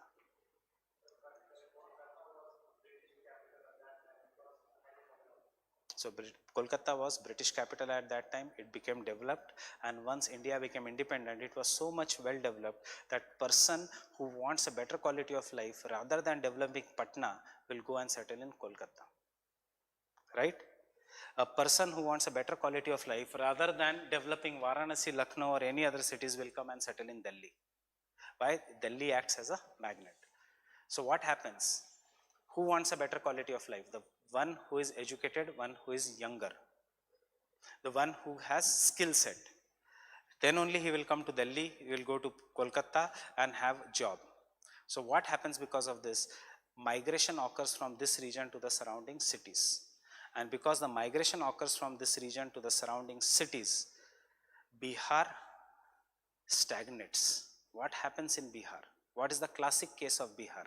What is the classic case of Eastern UP? And to some extent Western UP, but Abhi that has been reversed. Classic case is young, educated, no longer wants to stay in villages. He comes and migrates from villages to the cities. Who stays in villages is females and very old people or children. And the person who does not find job anywhere, not even in his place, so he is a criminal, antisocial elements. Fine? So what happens? Biharis or Eastern UPs become developed individually, but the state stagnates. Fine? So this classic case is nothing but our model, Perroux and Baudeville. Because these are known as growth centers which will always attract, and more the growth center, it is harmful for the nation. Getting it? So that explains why Chhattisgarh, Jharkhand are rich in resources, but the states are underdeveloped. Getting it? Why? Because jitna zyada magnetic pool of the cities, utna rich people will stay there at the cost of backwardness. So they will use the areas only for exploitation, and that is the Perroux-Baudeville model. Then we come to the simple model, that is the von Theunen's model of agriculture location.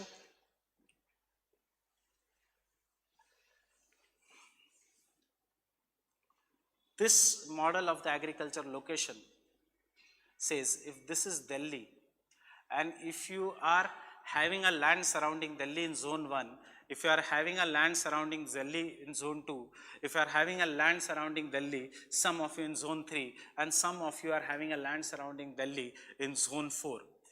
For example, this first row people are having a land surrounding Delhi in zone 1. What should they do?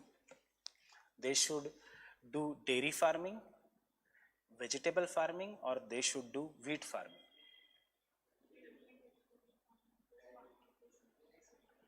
If in zone 1, if you start doing wheat farming, how many times you go into the market to buy wheat? Once in a month, 5 kilo ka aata, 10 kilo ka aata. If you are surrounding near Delhi, if your house is near Delhi, the cost of the land is very high, and if you are doing any business, the business should be able to give you that much returns.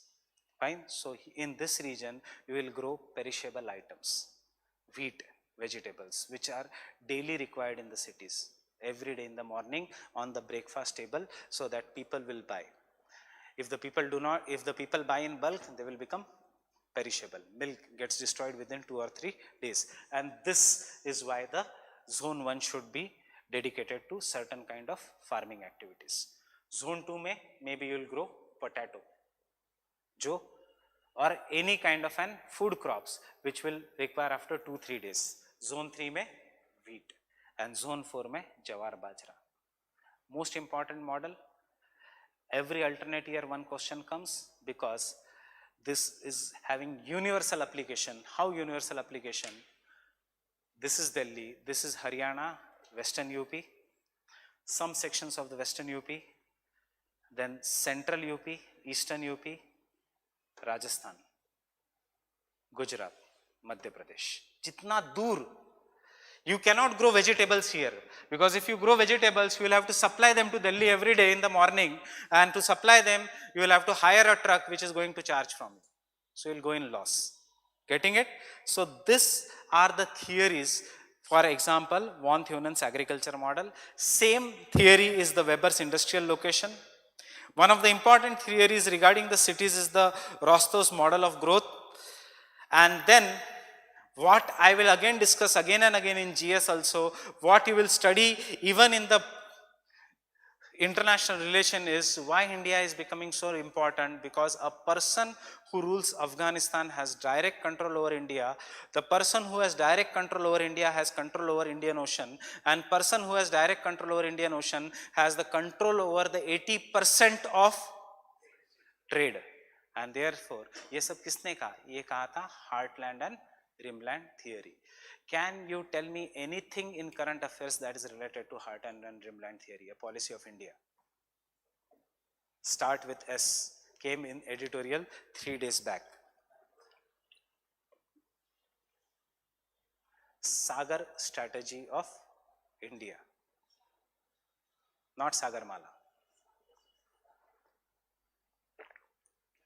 Or what is happening in the world? The world may, most of the things are for the control of the Central Asia. क्यों? क्योंकि Central Asia से control करके over India. So there are two forces. One is with USA, NATO. One is with Russia, SCO. India knows it is. India cannot survive with NATO. India cannot survive with SCO. Though we have become a part now of SCO, but India focuses on non-aligned movement. This is all about the paper 1. Getting it? Overview of the paper 1. What are the books you should have? I will not tell you any books as of, except for one book. I will not ask you to buy Khuller. जब Indian geography करेंगे खुल्लर लेंगे, जब human geography करेंगे Majid Hussain sir की book लेंगे. Fine. जब thoughts, there are 4 basic books. You should have physical geography by Savindra Singh, which you should buy now. Fine. Use it as a reference book. You should have human geography by Majid Hussain. You should have geographical thought by Majid Hussain, and you should have the Indian geography by Khuller. But this all are the reference books, because if you think that you are going to read this book on your own and complete the optional, it is impossible. This is one optional which surely requires coaching. Getting it? because it is vast. And when you look at the physical geography by Savindra Singh, Thornwhite is not there, Copen is not there, Davis is not there, Penck is not there, means questions jahan se aate hai wo nahi hai. So what is the option you are having? Your option is class notes or geomorphology by Savindra Singh, climatology by Savindra Singh, environmental geography by Savindra Singh, oceanography by Savindra Singh, fine, economic geography by G.C. Leong, not the GS wala G.C. Leong, a thick G.C. Leong ka book. But again I am saying, don't do excessive reading. Once you do excessive reading, you will neglect other portions of the GS. I did the same thing. My geography is very strong because that was my subject in the preliminary examination. I used to do excessive reading. मतलब ये जो माजिद हुसैन, ये जो आजकल के बच्चे नहीं पढ़ते, any random question used to come in the preliminary examination from Majid Hussain. Geographical thought used to have 5 to 6 marks ka weightage. Geomorphology used to have 10 to 15 marks ka weightage, climatology, etc. And they used to ask any fact from any page. So old people who gave the optional, who gave UPSC before 2011 have very strong command over optionals. Why? Because it was in the preliminary examination. Fine, when there was no era of CSAT. And no notes used to suffice. Everything used to be from the books. Anything. Because we had 120 questions, and out of that 120 questions, after negative marking, if your score is not 92 in general category, you are out of the race. GS ka score matter hi nahi karta tha. GS used to have 150 questions in 2 hours, 1 mark each. This used to have 2 marks each. So, and combined cutoff hota tha. So, that was the era when you required books. Now you do not require books. What you require is answer writing from the class notes, except some pages. If I require anything, I will give you supplement of geography and I will give you supplement of Kurukshetra. I will ask you to buy that Yojana, that Kurukshetra, but try to limit the resources. Don't have a library of the books. You are not reading any book. Rather than have few books, read them again and again, and that is the secret of clearing this examination. Getting it? Not reading the books, not reading too many books, reading few books, but revising and answer writing. Fine?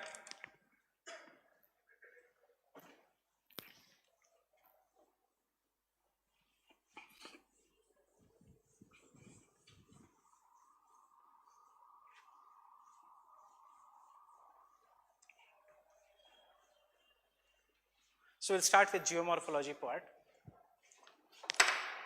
GS में climate, optional में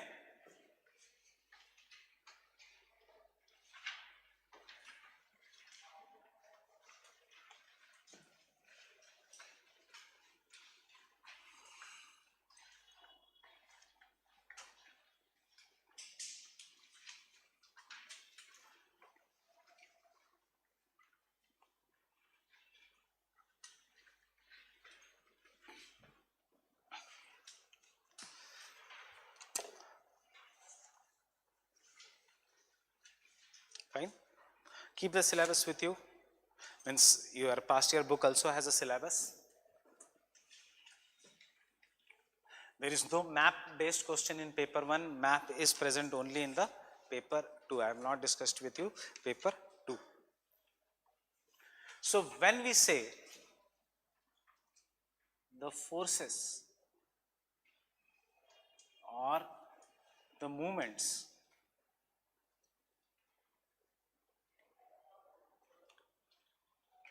that play a major role in shaping the earth in the form of mountains, plateaus and plains.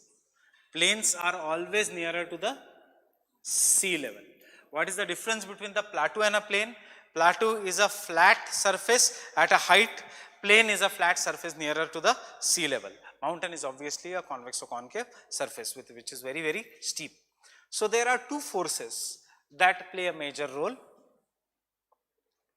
and one of this force is which originate below the earth, that is what is known as an endogenetic forces.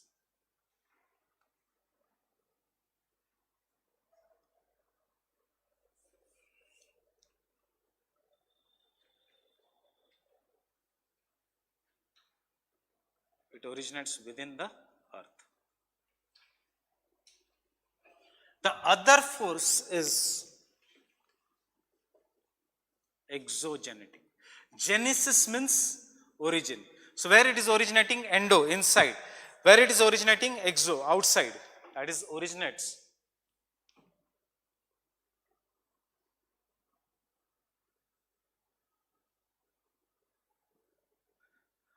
What is outside the earth? Atmosphere. What is up above us is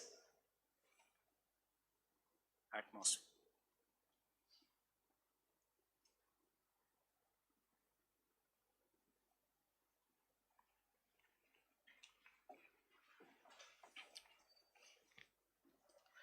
Now, in geographical languages, endogenetic forces are known as constructive forces.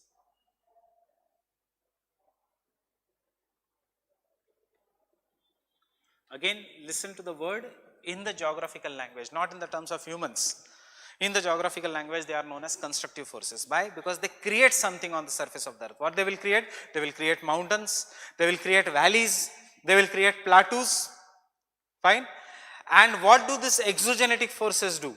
They will reduce the height of the mountains and make them plains. So we will call that reduces the height as destructive forces. How do they reduce the height? When Ganga comes with great speed, does it bring stones?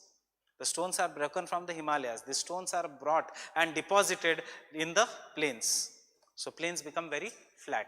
But what is being reduced in height is the Himalayas. Fine. So these are known as the destructive forces.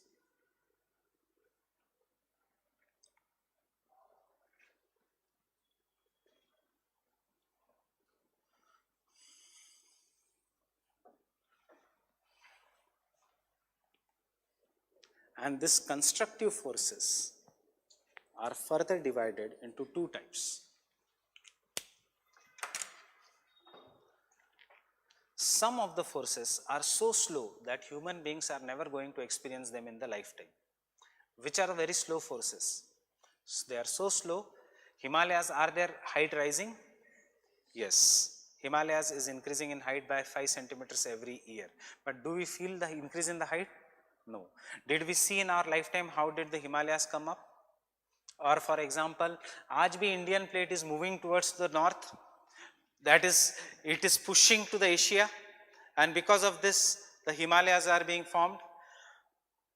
ये जो Himalayas है, will it occur that suddenly one day you go to bed and next day you get up on the top of a mountain? Will it occur? Doubt hai? Where you go and sleep, it is a flat plane. Indian plate is moving upwards, and when you get up in the morning, you are on the top of a mountain. ऐसे होगा? No. So these forces, which are extremely slow forces, they are known as diastrophic forces.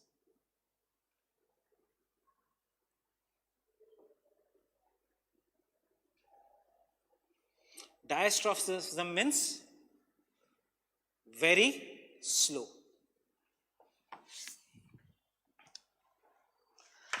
And some of the forces which we experience in the lifetime are sudden, and we will call them as catastrophic forces.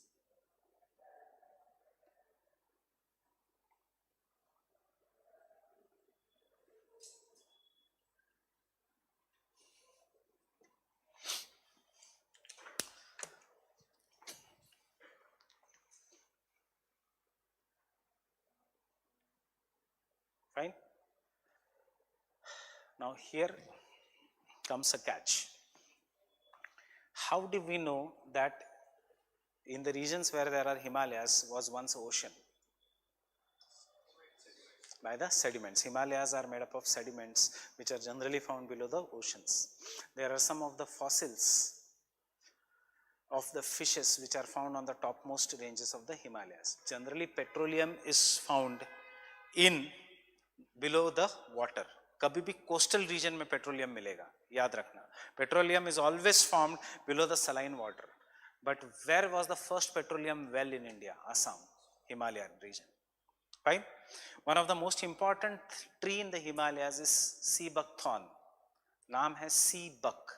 Why? Because उसका cousin is found below the sea. In the regions of Haryana, if you go, or in the regions of Gujarat, if you go, if you see uska sand is very much similar to the sand that is found on the sea. That means this region was once a sea. So if you go and study this region properly, just like some people go and study history like this, that this they will go, they will dug up and niche city mil gayi to Harappa, Mohenjo-daro it can be, and then they will come to a conclusion that yes, there was a civilization. Similarly, if you go and dug, or if you go and visit some place and if you find a city ke niche big river valleys, or if you find some, if you go in Rajasthan and if you go dug deep, if you go in Haryana and if you go dug deep, you will find ki there are evidences ki once a very big river used to flow through this region, Saraswati river, what we will call this, Ganga, Jamuna, Saraswati. Why? Because when the river is flowing, it will have certain characteristics. When the glacier is flowing, it will have certain characteristics. All this is not required at now, but there are evidences that we can study. That is, maybe the past climate was somewhat like this. So this school, which studies very slow building up of the earth's crust, is what is known as diastrophism. Can I say that diastrophism believes in the concept that present is key to the past? Present is key to the past. How do you agree with Indian mythology that Dwarka is below the sea? Where is Dwarka? Krishna ki Dwarka. Indian mythology says it is below the sea. That is in Gujarat. And Gujarat mein there are evidences to show that the coast which was there, it has now gone below the sea. Getting it? So this was the coast, this was the sea. Today it has went below the sea, and we will call this mountain as Western Ghats. Getting it? So this school, that is the first law of geography, is the present is key to the past. By this school, we study diastrophic forces into two parts. One is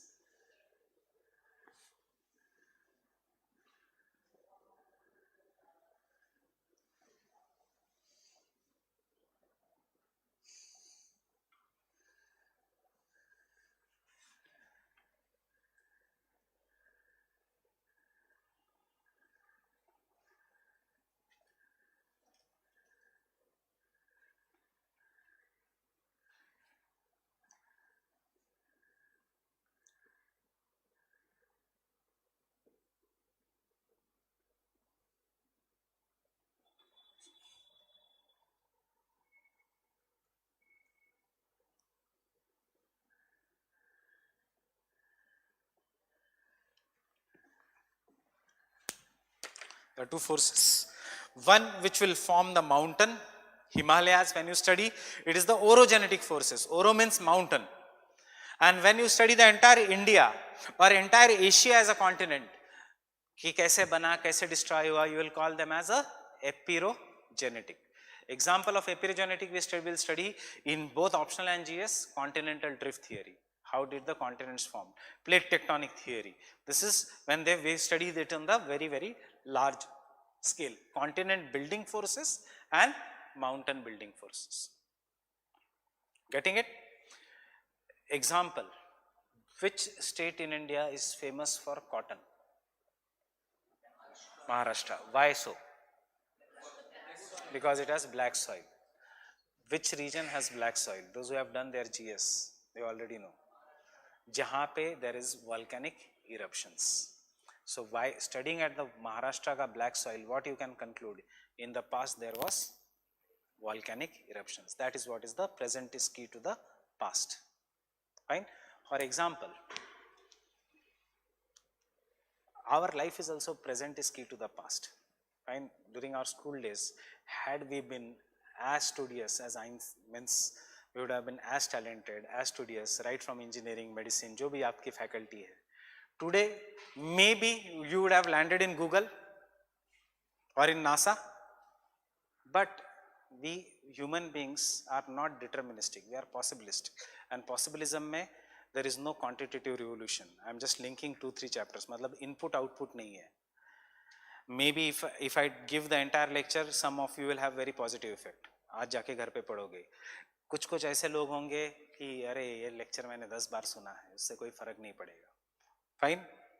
So all this depends upon the individual, because success and failure ultimately depends upon the individual. Classes, coaching industry is just a guiding light.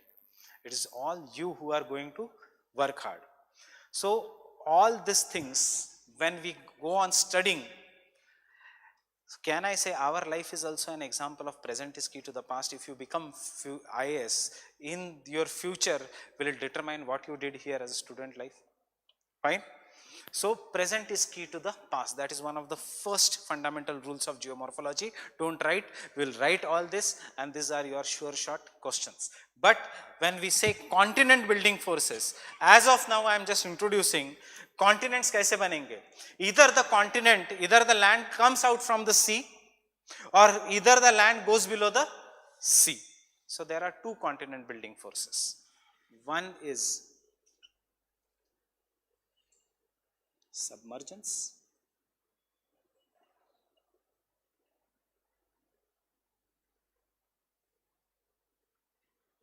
or subsidence,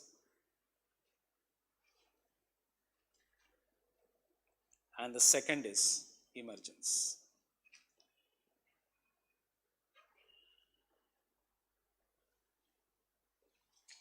And similarly, there are two mountain building forces. I can show you the example of only one. If I press this, compression, this is what is compressive force. If I pull this, tension. If I press this, the rock, if it is elastic, it will become a mountain, and we will call this as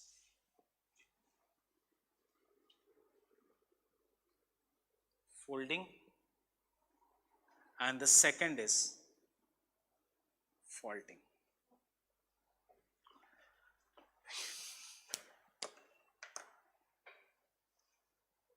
So folding, how the fold mountains are formed, how the fault mountains or the block mountains are formed. And catastrophic forces are the ones you experience in your lifetime, and they are of two types. One is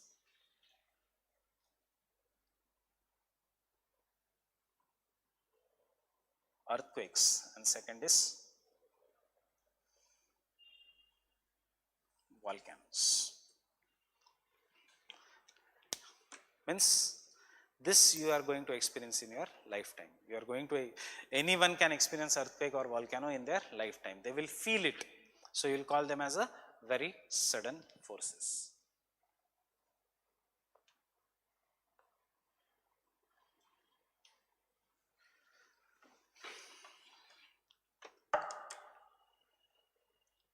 Any doubt till now? Getting it?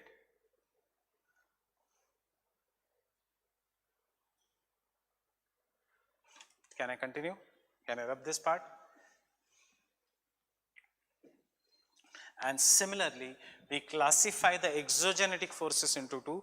Understand the meaning of the statements, because ये topic नहीं पढ़ना है हमें इसका applications पढ़ने हैं. I break this wall, what will happen? Its particles will come out, and when its particles will come out, will they stay in the air or they will fall down? They will fall down. But if I break the floor, the particles, will they stay at the same place? Will they fall down? If I break this ground, because it is a flat, will they stay at the same place? So when the nature breaks anything, and if it stays at the same place, and if there is no movement except under gravity, why this is falling down? This is falling down because of gravity. This kind of an force is what is known as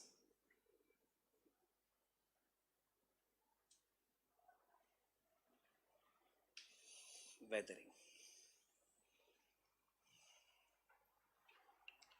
What is weathering?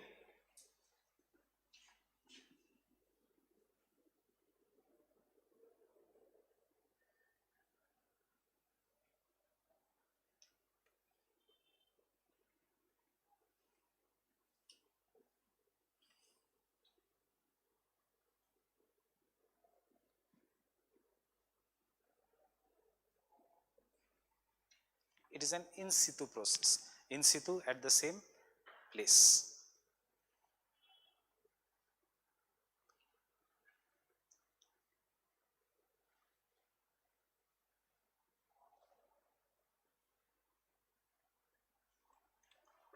Example, I take a drilling machine, drill this, the soil will remain here. It will fall down under the gravity. When it falls down under the gravity, वो GS ये सब हम करते हैं, it is not required in optional. It is known as mass movement. An example of mass movement is landslide. Landslide involves no major transportation. It just involves falling down due to gravity, and therefore landslide occurs at certain places only. But on other hand, अगर मैंने झाड़ू लिया, if I take a broom, pick those and throw them in the dustbin, that involves transportation, and for transportation मुझे झाड़ू की ज़रूरत है. So similarly, nature को transportation के लिए agents की ज़रूरत है. It requires agents, and these agents are river, glaciers, winds, etc. This which involves movement is what is known as erosion.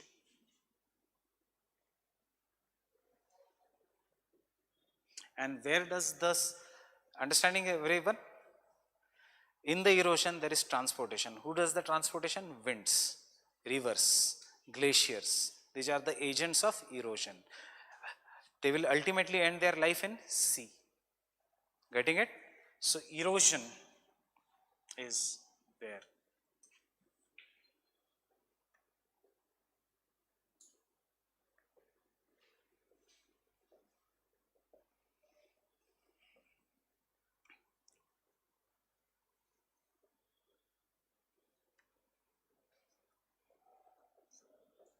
And therefore we'll call this as an ex situ process.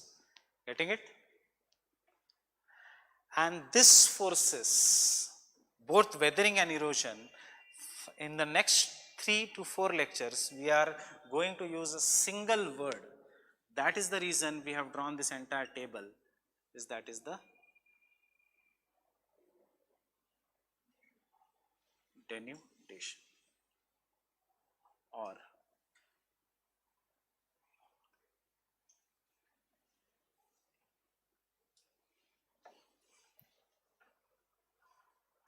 fine. I'll stop here today. Tomorrow we'll continue till 5 o'clock. So you don't have to, if you want to read anything before coming to for tomorrow's class, you can start reading the basic NCERTs. Best preferred NCERTs will be, if it is available in the market, is the old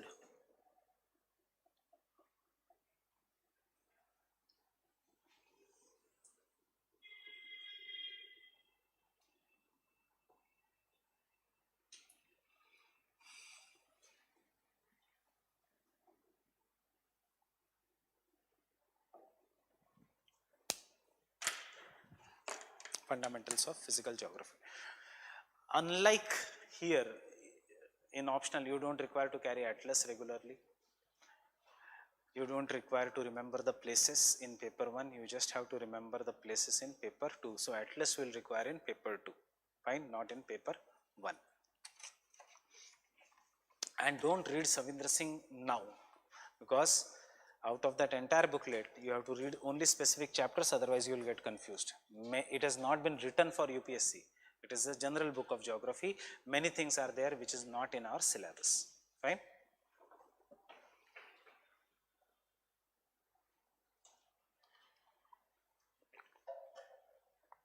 But carry every day your past year paper booklet.